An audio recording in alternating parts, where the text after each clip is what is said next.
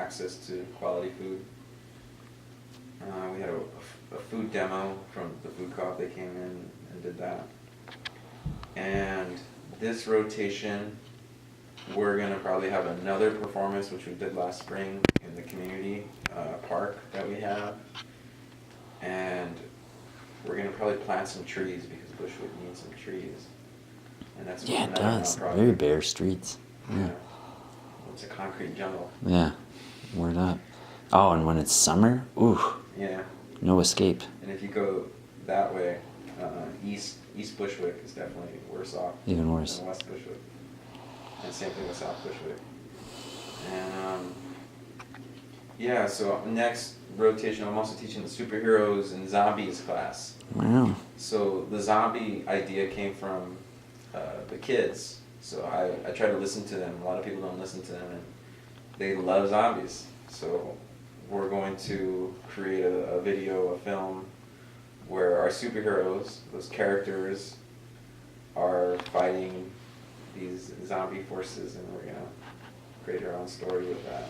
And like, some people would look at these projects and say, "Oh, this is just a silly kid project," but I think it's bigger than that, because you're sort of like listening to them, you're encouraging them that they can do whatever they want, and you're giving them an example of how great they can be.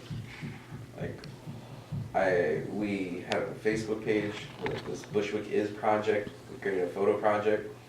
So one Saturday I asked students,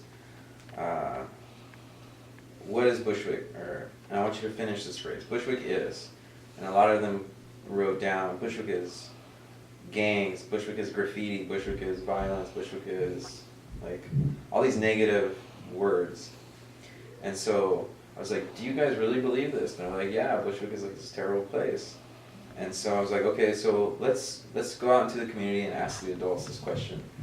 So we would go, and for a couple of weeks we went out to the parks and we would interview people on the street in English and Spanish and take pictures of them. And we would have them finish this phrase, Bushwick is.